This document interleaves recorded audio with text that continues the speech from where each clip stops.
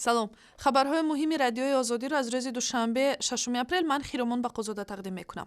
دادگاه نظامی ولایت ختلان سردار دیدبانگاه یک قسم مرزبانی را در ناحیه 5 که با فرمان 4 سرباز نیروهای مرزبانی به هیزمچینی رفته به دست طالبان افتاده‌اند به 8.5 سال زندان محکوم کرد. دادرس اسماعیل میرمخصومیان گفت علی محمد داداکلانوف بر اساس 3 ماده کودکس جنایی تاجیکستان یعنی سوء استفاده از وکالت منصبی که باعث به عاقبت وزنین گشته است، ساختکاری خدمتی و غیر قانونی بریدن درخت و بوته‌ها عیبدار شد. 19 دکبر سال 2014 4 مرزبان تاجیک برای جمع‌آوری هیزم به مرز افغانستان رفته از جانب گروه طالبان به گرو گرفته شدند. هیچ اطلاعی درباره سرنوشت این سربازان تاجیک در دست نیست. باور می رود که آنها در ولسوالی امام صاحب افغانستان در اسارت خانگی قرار دارند. در مرکز مهاجرت ساخروی منطقه مسکوی نو امشب یک شهروند تاجیکستان درگذشت. هنوز سبب مرگ کامل جان احسانوفی 48 ساله معلوم نیست. جسد به مردخانه پژوهشگاه طبی بودکنه انتقال یافته است. سعید بویف نماینده وزارت کار و مهاجرت تاجیکستان در مسکو به آزادی گفت که اول شده خبری درگذشت شهروند تاجیکستان را رئیس این مرکز مهاجرت نیکولای فیداسیف به مقامات تاجیک در مسکو خبر داد. حجت‌ها را سپاریدن برای گرفتن پاتنت به سبب اون که راه کمتر دور است یک خانه چی دارند برای ماندن مهاجرا. بسیار وقت بعد ساعت 1 و 2 شب مهاجرای مهنتی از مترو قفا میمانند، در همونجا شب میمانند تا پگاه. حالا این 2 نفر همون شب در اونجا ماندگی اند در همون خانه. بعد همونجا کسل میشود. یوری تعجیلی اومدن میبینه که مثلا در همون مردگی طبق اطلاع پیشکی کاملجان احسانوف در ساحه ساختمان کار میکرد. روسیه از آغاز سال جاری قاعده حتمی داشتن پتنتی کار را برای همه گونه کارگران خارجی جاری کرد، ولی محدود بودن شرایط قبول داوطلبان پتنت گیری به نوبت پایی‌های طولانی مهاجران سبب شده است.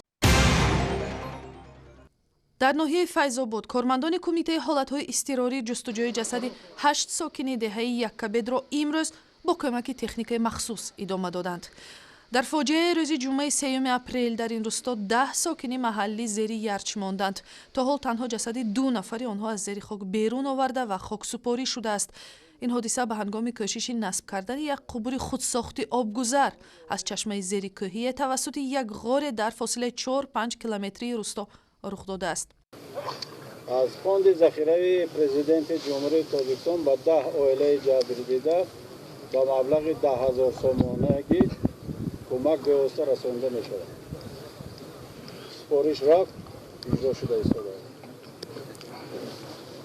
علاوه بر این با کمیته حالتهای فوق‌العاده سپارش داده شد که این آبی که برای محله است برقرار کرده آب به مردم رسانده می شود.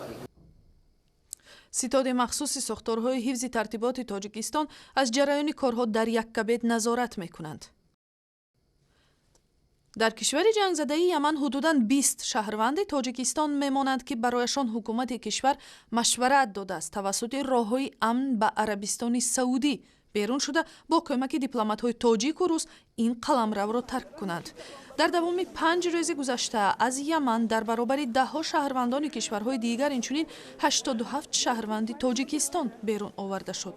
این عملیات با کمک سفارت تاجیکستان در مسکو و توسط وزارت‌های امور خارجه و حالت‌های اضطراری روسیه امکان پذیر شد. همین اتوبوس ما نمیبرد کار ما از کارمون وای نیستیم.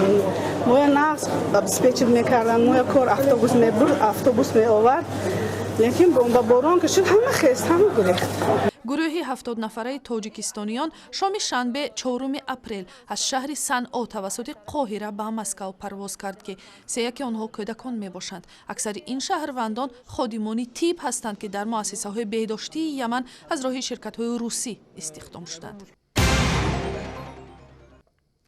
نیروهای مسلح تاجیکستان برای مقاومت به همه گونه تهدیدها از جمله خطرات امنیتی از افغانستان آماده هستند. در این باره در مذاکرات وزیران امور خارجه عضو سازمان پیمان امنیتی دست جمعی صحبت شده است. جلسه شورای وزیران آخر هفته در دوشنبه برگزار شد و در پایان نشست هیئت‌های کاری از بریگاد دسنتی نیروهای مسلح تاجیکستان که بخشی از نیروهای واکنشی سریع سازمان پیمان امنیتی دست جمعی میباشند دیدن کرده با تمرین سربازان از نزدیک آشنا شدند. در نشست وزیران کارهای خارجی وضع افغانستان، تهدید گروه‌های طالبان و هم حضور جنگیان دولت اسلامی در افغانستان بررسی شده است. در دوشنبه در چهارچوب برنامه تبلیغ حیاتی سالم آوازخوانزنان تاجیک برای شرکت در مسابقه‌های ورزشی جلب شدند. در برنامه مخصوصی که از جانب شرکت پوزیتیو پروداکشن و کمیته ورزشی تاجیکستان تشکیل شده است، 23 آوازخوان پاپی تاجیک از جمله سرویناز یوسفی، زینور اپولاد و فیروزه حفیظ و زلیخا محمدشویو و شبنمی صابری در مسابقه‌های مثل توپزنی، بولینگ، کمانوری و دویدن به مسافه 200 متر شرکت می‌کنند. مؤلفان این طرح که باید میانه‌های ماه اپریل آزمون را نتیجه گیری کنند میگویند هدفشان تبلیغ ورزش و حیات سالم با شرکت چهره‌های محبوبی هنر و موسیقی تاجیک است. برای پیگیری از این خبر و هم اخبار و ویدیوی بیشتر به سایت اینترنتی رادیوی آزادی، شبکه‌های اجتماعی فیسبوک، توییتر، یوتیوب و هم زمینه رادیوی آزادی برای تلفن همراه مراجعه کنید.